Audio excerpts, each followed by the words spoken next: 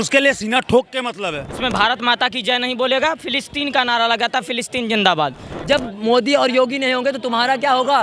तो इनके पीठ के पीछे जो धब्बा है ये स्पष्ट दिखा रहा है कि फिलिस्तीन वाले इनके पप्पा है। तो अभी आपको पता है कि संसद में शपथ चल रहा था, सब ने शपथ के बाद किसी के नारे लगाए, किसी ने महान पुरुष के नारे लगाए, लेकिन ओवैसी के बयान पर बवाल मच गया क्योंकि उन्होंने फ़िलिस्तीन को जिंदाबाद कर दिया। वो फ़िलिस्तीन जो हमेशा एक अलग ही कंट्रोवर्सी में रहा है। चलिए लोगों से जानते हैं कि फ़िलिस्तीन को जो ओवैसी ने नारे लगाए उसको वो कैसे देखते हैं। सर एक बात बताइए मुझे, जहाँ पर क्या कहते हैं शपथ समारोह चल रही है लोकसभा में, वो लोकसभा कौन सी जगह है? शपथ लेने की जगह है। आप वहाँ पे फ़िलिस्तीन के नारे लगा रहे हो। जितने भी लोगों ने वहाँ पे नारे लगाए उन्होंने बोला या तो जय श्री राम बोला, जय भारत माता की जय भीम बोला, ऐसा बोला उन्होंने। ऐसा तो नहीं बोला कि जय फिलिस्तीन। क्या मतलब है इसका? लोकसभा इसी चीज़ के लिए है वहाँ पे, ये बात बताइए। और ओवैसी ने जो ये बात बोली है उनसे बोलो कभी कि जय भारत माता बोले तो कभी उनके मुंह से निकलती नहीं है कि जय भारत माता बोलने में उनको दिक्कत हो जाती है कि हमारे तो धर्म में लिखा है कि हम जय माता भारत माता नहीं बोलेंगे,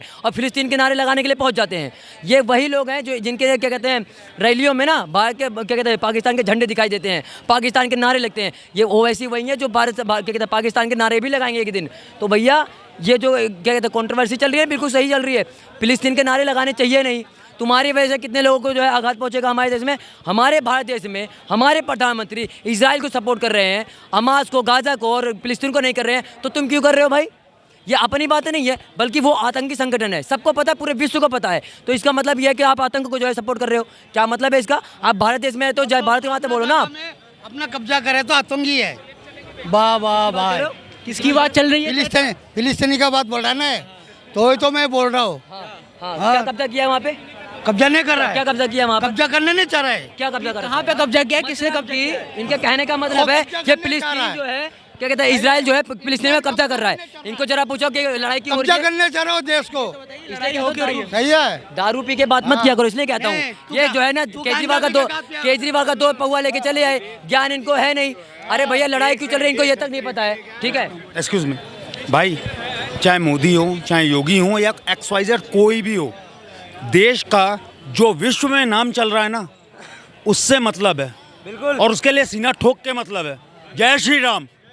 कोई सांसद किसी देश के बारे में लॉयल कैसे हो सकता है इंडिया के अलावा? हमारे इंडिया के बारे में हो जाए ना, इसलिए कहते हैं अपने देशद्रोही मत बनो, अपने देश के बारे में बात करो। लेकिन यही लोग हैं जो है नारे लगाते हैं दूसरों की। लोगों की राय अगर ओवैसी ने उसके लिए लगाया तो अफगानिस्तान के लिए क्यों नहीं बोला? जब तालिबान ने हमला करके उस पर कब्जा किया था, क्यों नहीं बोला? क्योंकि वो उसके उसके कौम के लोग थे, दोनों उसके कौम के लोग थे, इसके लिए नहीं बोला। एक दिन आएगा पाकिस्तान वापस भारत में मिलेगा, अखंड भारत बनेगा, ओवैसी को मालूम चल जाएगा उसका बाप दादा पुरखे उसके कौन थे, सनातनी थे। चलो एक मिनट मिलाना पड़ेगा। एक मिनट, मैं मेरे से सुन लो। सबसे पहले ये देश भारत है, इसमें भारत माता की जय नहीं बोलेगा, फिलिस्तीन का नारा लगाता, फिलिस्तीन जिंदाबाद। तो इनके पीठ के पीछे जो धब्बा है ये स्पष्ट दिखा रहा है कि फिलिस्तीन वाले इनके पप्पा है। ठीक है, और सुनिए इनका स्पष्ट बात है।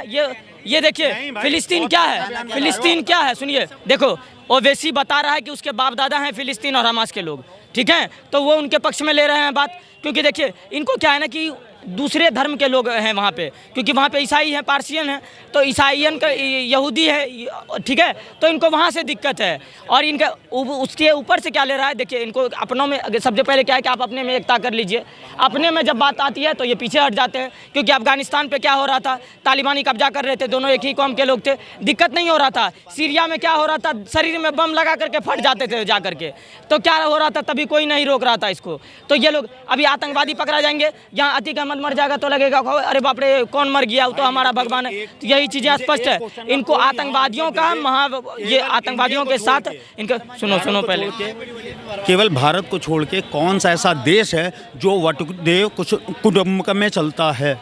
कोई एक देश बता दो। सही बात कर रहे हैं। हमारा देश जो है हर देश के बारे में सोचता है, पूरे विश्व के अच्छे के लिए सोचता है, इसीलिए हमारे देश को वसुधैव कुटुंबकम कहते हैं। ठीक है ना, हमारे देश कहते हैं हर देश का जो है विकास हो। लेकिन हमारे देश में ही जब गद्दार बैठे हुए तो हमारे देश का विकास होगा कैसे? यही लोग हैं, कभी हमारे देश के बारे में कभी सोचा? लेकिन यही लोग ये कहते हैं कि 15 मिनट के लिए पुलिस छोड़ दो, हम तुम्हें बता दें कि हम कौन है। यही लोग कहते हैं कि जब मोदी और योगी नहीं होंगे तो तुम्हारा क्या होगा? तो हमें पता चला कि इन लोगों की मानसिकता क्या है। तालिबान में पहले क्या कहते हैं ये रहते थे, क्या कहते हैं क्या कहते हैं पारसी लोग रहते थे। आज देख लो वहाँ पे कितने लोग भरे पड़े हैं, कौन से कम्युनिटी के भरे पड़े हैं। मैं खुला नहीं बोलना चाहता, लेकिन पहले पारसी रहते थे, आज दूसरा कोई कम्युनिटी पूरा देश को कब्जा कर रखा है। एक समुदाय को खुश करने के लिए ये नारा लगाया गया, मतलब बयान दिया। हाँ, बस एक ही सुविधा। अरे भैया हम भी तो यहीं पे रहते हैं, हमारे बारे में तो कभी नहीं कहोगे कि भैया हिंदू भी रहते हैं यहाँ पे, हिंदू के बारे में हमेशा जो है तुम्हारे मुंह से कभी अच्छी बात नहीं सुनोगी। सर इनके कौम में एक बहुत ख़ास चीज़ है कि अगर आप इनके लिए कुछ भी कर दोगे तो वो आपको वोट नहीं देंगे। ये अपने जातिगत पे मतलब वोट देते हैं, जाति वालों को। और जिस एरिया से ओवैसी ये चुनाव लड़ते हैं, आपको ज़्यादातर पता होगा कि वहाँ पे 70% आबादी वहाँ की मुस्लिम कौम से आती है। एग्जाम्पल के लिए आप रामपुर ले लो, यूपी का 543 आवास योजना मिला, 2232 मान ले यार, वही समझ ले, 500 तो पार है ना, ठीक है। और वहाँ पे 2200 वोट था, ठीक है, उस गांव में पूरा मुस्लिम कौम का। 542 जो है पूरे मुसलमान को दिया आवास योजना, फिर भी एक वोट भाजपा को नहीं मिला। इतना कुछ करने के बाद भी भैया रहने के लिए मकान दिया है, घर बना के दिया, तो आप किससे एक्सपेक्टेशन कर रहे हो भाई साहब? क्या लगता है जो माधवी लता उनके अपोजिट में थी, उनमें कोई कुटी थी या क्या? सर मेन चीज़ ये है ना, मुस्लिम को लगता है कि ये हमारे पक्ष में है। मुस्लिम जो हमारी मुस्लिम कौम है उनका ये दुर्भाग्य है। कोई उनके लिए 2 वर्ड बोल देता तो ये लोग सोचते हैं कि हमारे पक्ष में है भाई साहब, जबकि उनके साथ गंदी राजनीति की जाती है। आप देख लो, मुगल राज करते थे, कहना तो नहीं चाहिए बाहर ही मुगली थे, लेकिन जो सच्चाई है पहले मुगल राज करते थे पूरे विश्व में, इंडिया पे हर जगह। लेकिन आज के डेट में मुगलों की क्या हालत है बताओ? कहीं पंचर बना रहे हैं, कहीं किसी के गाड़ी पे नट बोल्ट खोल रहे हैं, कहीं किसी के घर पे। मतलब एक कौम जो राज करती थी, राजघराने से आती थी, वो आज के डेट में पंचर बना रही है, तो सोचो उसके साथ कैसी राजनीति चल रही है। और अभी भी इन लोग का दिमाग नहीं खुल रहा। अच्छा, आपने कहा कि वो क्या कहते हैं वहाँ पे 70% है, इसीलिए हमेशा ओबीसी सांसद चुन के आते हैं। लेकिन अयोध्या में फिर क्या हो गया जो कि इतने ज़्यादा हिंदू होने के बाद भी हम नहीं ला पाए? वो भी सर देखो, इसमें अयोध्या में नहीं, यूपी में बहुत सारा फॉल्ट रहा है, पूरे यूपी में। जो कि मैं बताता हूँ, अखिलेश यादव के जो जितने भी कार्यकर्ता थे, ठीक है, उन्होंने ज़मीनी तौर पे उतरे, लोगों से मिला, बातचीत करा, जिससे बहुत बड़ा प्रभाव पड़ता है। और यूपी के जितने भी सांसद थे जिनको टिकट दी गई थी, उन लोगों ने सोचा कि योगी के चेहरे पे हम चुनाव जीत जाएंगे। ज़मीनी तौर पे उतरे नहीं, काम किया नहीं उस तरीके से जैसे करना चाहिए था, लोगों से मिलना, मतलब वो करना। तो ये कहीं ना कहीं बहुत बड़ा फॉल्ट है, लोगों के बीच जाने से बहुत बड़ा फ़र्क पड़ता है। और दूसरी चीज़, जहाँ तक रही अयोध्या की, तो आप देखो अयोध्या विधानसभा से 10,000 वोटों से जीती है, फैजाबाद के इलाके से आ रही है। और फैजाबाद में किसकी आबादी है आपको पता है? एग्जाम्पल बोलने की जरूरत फैलाने है। वाले ही बोलेंगे कि अयोध्या से हार गए हैं, लेकिन इनको नहीं पता कि फैजाबाद से हारे हुए हैं।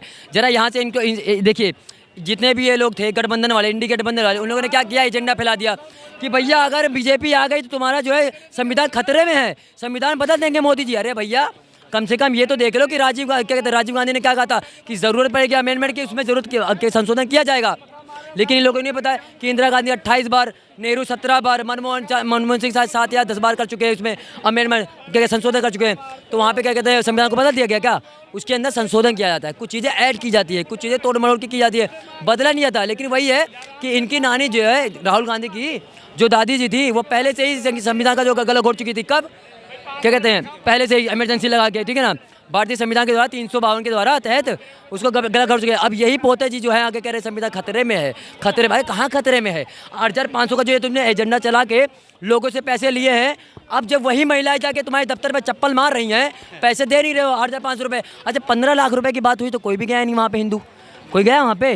लेकिन 8,500 रुपये के सारे गए, लेकिन वहाँ पे क्या हुआ, दफ्तर बंद हो गया, ताला लग गया, शटर नीचे गिर गई, और उसके बाद राहुल गांधी वहाँ से भाग गए। नानी घरे, गर्मी का टाइम है ना, तो घूमने चले गए, छुट्टी के समय में जाना चाहिए।